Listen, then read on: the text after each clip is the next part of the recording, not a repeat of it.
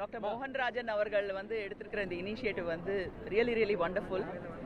அவருக்கு வந்து ஒரு அப்பாயின்மெண்ட் கிடைக்கிறதே ரொம்ப கஷ்டம். ஏன்னா என்னோட ஃப்ரெண்டு அவங்களோட ஹாஸ்பிட்டலில் சர்ஜரி நடக்கும்போது நான் கூடவே இருந்தேன். ஒரு 10 நிமிஷம் கூட அவரோட டைம் கிடைக்கிறது வந்து எவ்வளோ கஷ்டமான விஷயம் அப்படிங்கிறது உங்களுக்கெல்லாம் தெரியாது, எனக்கு தெரியும். ஒரு பேஷண்ட்டாக ஒரு பேஷண்ட்டோட ஃப்ரெண்டாக எனக்கு நல்லா தெரியும். ஆனால் இவங்க இந்த மாதிரி இவ்வளோ பிஸியாக இருக்கிறவங்க தன் வேலைகளெல்லாம் விட்டுட்டு மற்றவர்களுக்கு கண் பார்வை கிடைக்கணும். முக்கியமாக 15 வயசுக்கு கீழே இருக்கிற சில்ட்ரன் ஷுட் கெட் ஐசைட்டுங்கிறதுக்காக இவ்வளோ பெரிய இனிஷியேட்டிவ் எடுத்திருக்காங்க. அதில் எனக்கு பர்சனலாக பெருமைக்குரிய விஷயம்னா என் ஹஸ்பண்டோட காலேஜான விவேகானந்தா காலேஜ் அண்ட் என்னோட காலேஜான QMC ஸ்டூடெண்ட்ஸும் இருக்காங்க அப்படிங்கிறது வந்து எனக்கு ரொம்ப சந்தோஷமான ஒரு விஷயம்.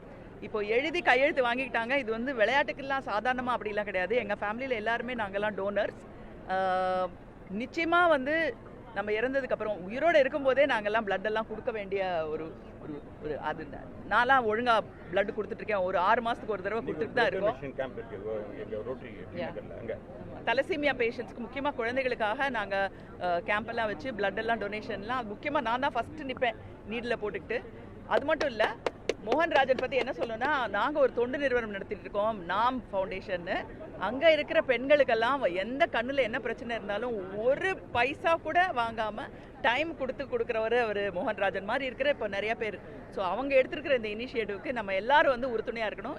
ரொம்ப முக்கியம். ரொம்ப அதான் சொல்கிறேன், உயிரோடு இருக்கும்போதே பிளட்டு கொடுக்கணும்னு சொல்கிறேன். இறந்ததுக்கப்புறம் எல்லா உறுப்புகளையும் கொடுக்கலாம். முக்கியமாக கண்ணை கொடுக்கறதுல எந்த விதமான பிரச்சனையுமே இல்லை.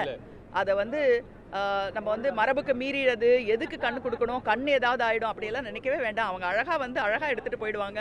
அப்படியே இருக்கும், நம்மளுடைய வேண்டப்பட்டவங்களுடைய எந்த வித பாதிப்பும் இல்லாமல் இருக்கும். ஸோ அதனால் கண் தானத்தை பற்றி கவலையே படக்கூடாது. எல்லாருமே மனமும் வந்து எல்லாரும் கண் தானம் பண்ணணும் அப்படிங்கிறது தான் என்னுடைய விருப்பம். நிச்சயமாக எங்கள் ஃபேமிலியில் எல்லாமே ஆர்கன் டொனேஷன்ஸே கார்டு வச்சுருக்கோம். நாங்கள் இன்றைக்கி வந்து கண் தானத்துக்கு எழுதினது எனக்கு ரொம்ப சந்தோஷம். ஏன்னா பப்ளிக் முன்னாடி எழுதியிருக்கோம்.